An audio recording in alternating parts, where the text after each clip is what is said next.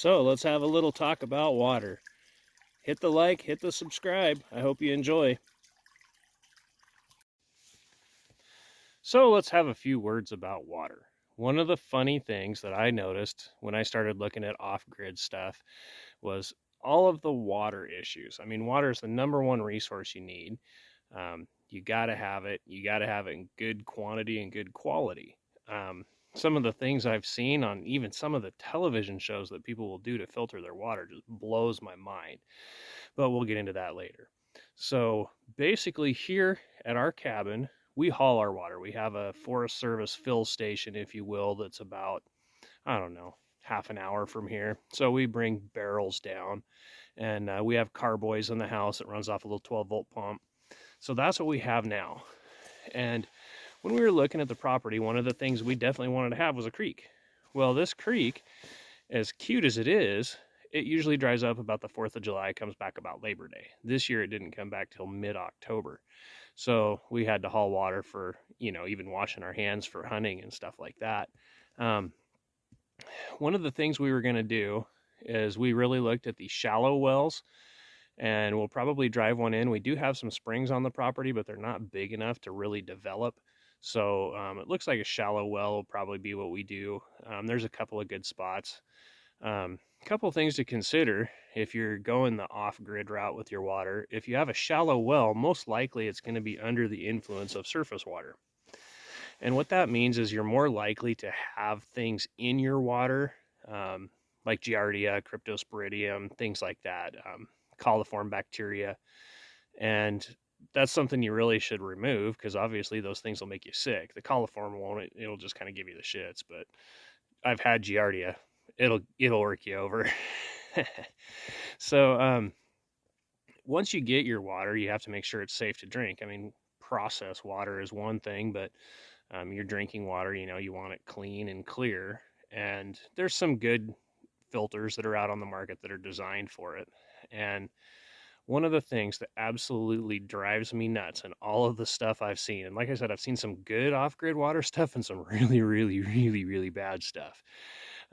The people that get into water filtration. And I saw one show where this guy put compost in on rocks and he was filtering his water and thought it was great. And, most people are looking at it from the standpoint that they're trying to remove the turbidity, which is, the cloudiness in the water. If you look at our creek, it has kind of a yellowish tint to it because it has a lot of tannins in it. Tannins don't filter well. It's like trying to filter a cup of coffee. So tannins will make it through. But what you're actually trying to filter is the pathogens out of it. And they don't just filter because they're very, very, very small. I mean, you look at the size of a virus. Everybody talks about how big a virus and how, how big they are, how small they are, and how you can catch them and trap them. And it's just the world we live in now. But the thing that gets me to get back to the water filtration is people will say, well, I put my rocks in and my sand and my chicken crap and my bark and my water is pure as can be. What they don't realize is that in a filter, like a slow sand filter, that's not how they work. Now, one reason that I probably won't ever have a slow sand filter here is because you have to run them continuously. And the reason you have to run them continuously is because when you're filtering the water with a slow sand filter, it's not the media that filters the water. It's a little layer called a Schmutzdecke. German word, gotta love that.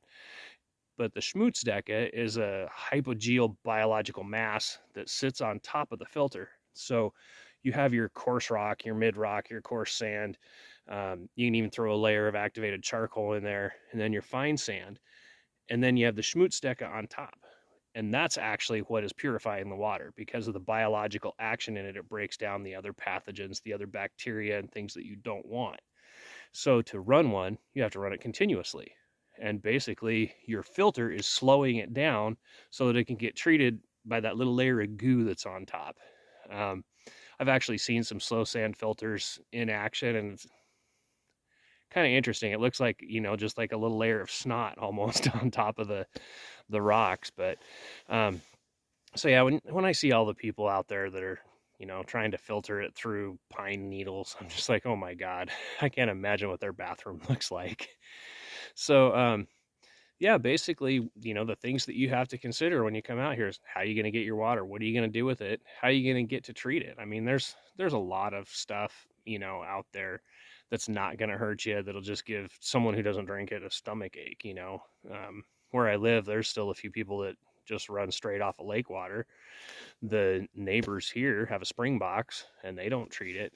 There's certain natural biological flora and fauna, if you will, that your body will recognize whether or not they're pathogens, or, whether or not it'll make you sick. So, things to remember: quantity and quality. And for God's sakes, don't filter your water through chicken manure or pine needles. There's ways to do it. There's processes to do it, and there's also a lot of commercially available stuff. So, I hope you enjoyed my little water talk, and someday you'll get to see us put in our shallow well, and we'll probably have a commercial filter on it, and that's how we'll get our water, and that'll be that. So thanks for watching, and don't give yourself the trots.